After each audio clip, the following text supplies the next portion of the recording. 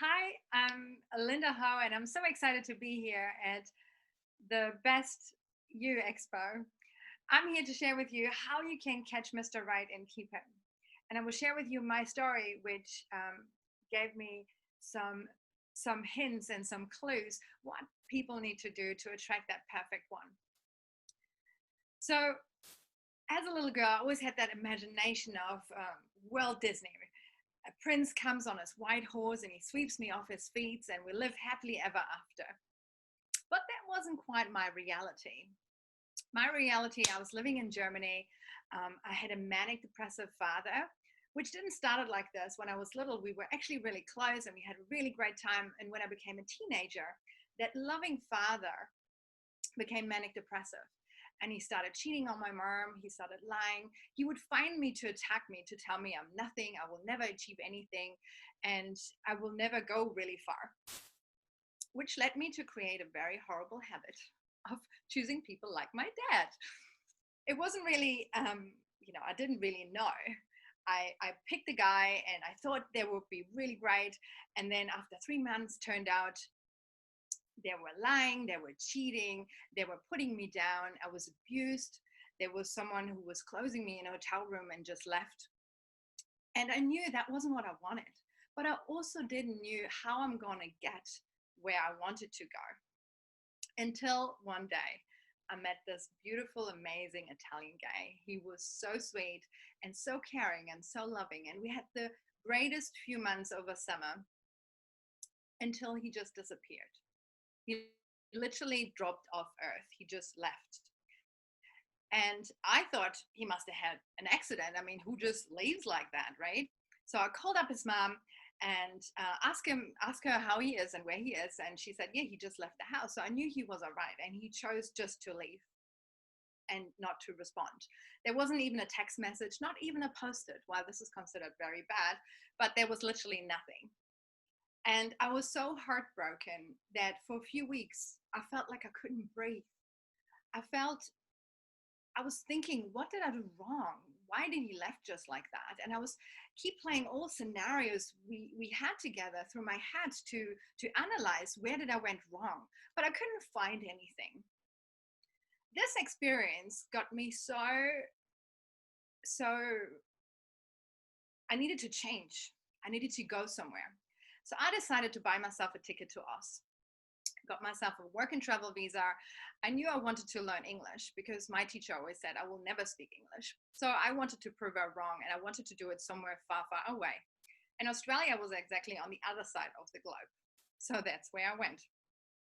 After a few days in Australia, I realized if I'm staying where I was, which was with 6 other German girls, I would never learn any English because I would make them speak for me because I couldn't speak any. I literally had to look up what means bad in the dictionary to say my English is very bad. That's how bad it was. So I decided to join a family. And I committed for 3 months because I thought, if I'm getting in a difficult family, I don't want to stay there too long. So I joined that family with 2 beautiful children, and I had the most beautiful and loving experience I could have ever imagined. They were so loving and so kind, and they took me in like a third child. The father was so sweet and always spoke so highly about his wife, and there was never a fight, never screams. It was just magical. And I knew that my Walt Disney imagination exists, it's out there, and people can have it if they stick to that vision. I also realized I had some work to do. I had some work to do on myself. I had to look at myself, and I had to look at that relationship with my dad, because I knew that that relationship to my dad is also the factor and the leading cause why I'm choosing people like him, because I had to heal those wounds.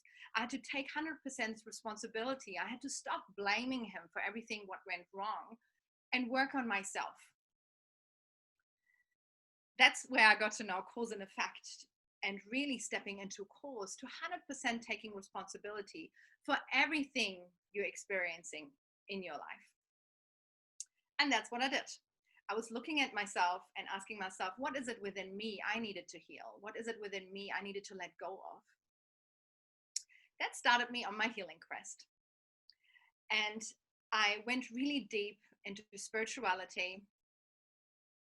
And that year in Australia, I realized I was such a better person there, because when you're learning a language, you don't know all the swear words, right? So I I kind of felt like a better person, and I knew, okay, I want to be here. I want to live here. I feel like my life opens up here to new possibilities.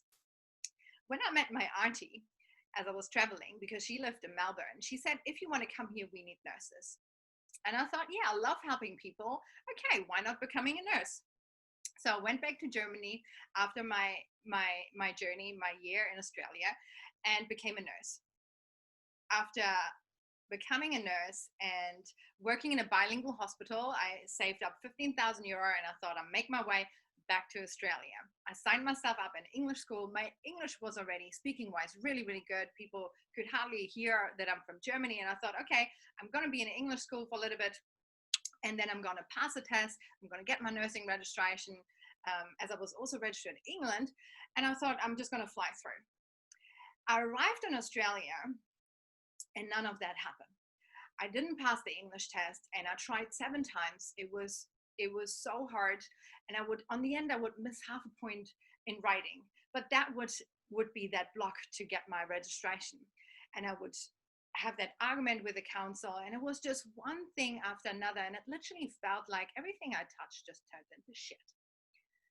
And I was so upset having my 7th results of this English test and didn't pass again.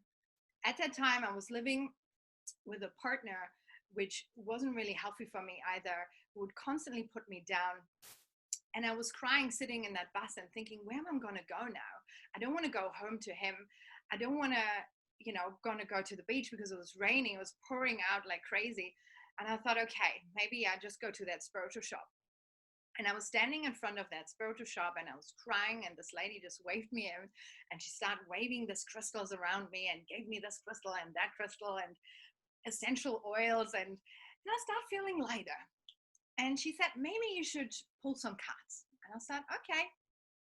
So I pulled some cards, and I don't know what they meant, but all I could see was that lushy green. And I said, they're saying New Zealand to me. That's all I'm hearing, New Zealand. And I thought, maybe that's what I should do. I should go to New Zealand. So I separated from that partner. I moved out and got my work and travel visa to New Zealand. And within 2 weeks, I pretty much packed my life in Australia together and left it behind and moved to New Zealand.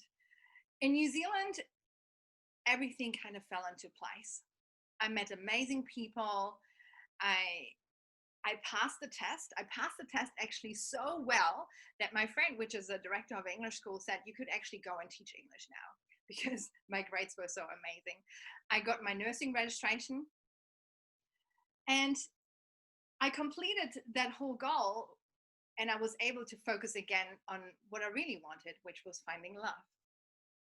So I went dating, and I dated all those guys, obviously not all at once, one after another. And I realized once I was so obsessed fitting into that stranger's world, that I was forgetting about being myself. I was forgetting about who is Linda, what does she need, and how does she wants to be seen and experienced. So I realized one thing, that I needed to stop trying to fit in and be 100% who I am. Another thing I realized was that my counsel to finding the right man were my divorced friends and my heartbroken friends. So I stopped listening to them and only took advice from people who are in a good relationship, who have a healthy relationship I am inspiring to be in. That started me to kind of start dating. And I started doing the things which I'm passionate about. I wanted to paddleboard. I wanted to learn ballroom dancing. And I thought, I'm not going to wait anymore for anything. I'm just going to do the things I'm really, really passionate about. And I'm glad I did that.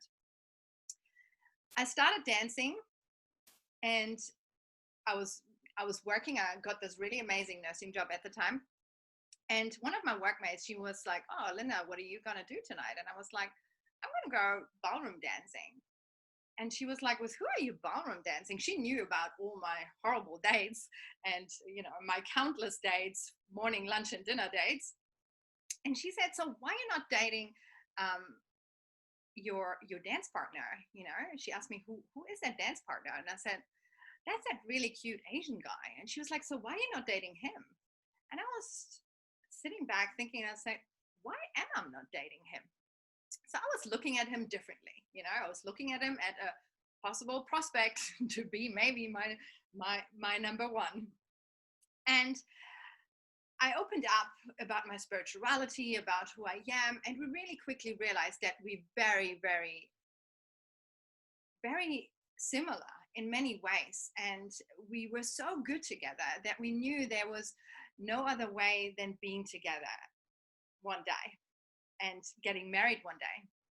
I knew he was a little bit younger than me. He was 5 years younger. I know, I'm a little cougar. And I knew I wanted to have children, and I knew my biological clock is ticking because, I was already over 30. So I know I don't have that much time. So I told him from the beginning, look, I want to have children, and I totally get if you're not ready, you are younger, maybe you don't want any at all. And I respect that. But when I'm 35, that's my cutoff. I will get a donation if you're not ready. And if you're really nice, I will get an Asian one. So he was just laughing. He didn't even say anything to that. Fast forward, we're married 4.5 years now. We have 2 beautiful children. And I married the most amazing, loving partner I could have ever imagined. And I did that because I believed I could. And I believed that I'm worthy to find that man, despite all the people who told me otherwise. Things I learned, and which I know will also help you to find your Mr. Right, is take 100% responsibility for your emotions. And everything what's happening, whatever you're feeling, is your responsibility. Then number 2 is stop justifying anyone. If you have a gut feeling, an instinct that something isn't right, someone is not perfect for you, stop telling yourself otherwise. Believe in your gut feeling. Deep down, we all know. We just need to go back to that and listen to that. Number 3, don't listen to your divorced friends. They mean very well, but they have no idea how you're going to find love. And number 4, love yourself. Absolutely love yourself and do the things you're passionate about and say your truth. Say what you need and say what you want. People will honor you so much more and respect you so much more because they know where they're at with you. You clearly say what you want, what you need from a partner, and they can pick you up where you're at. Don't be afraid. The right partner won't reject you. That's why he's the right. And trust that.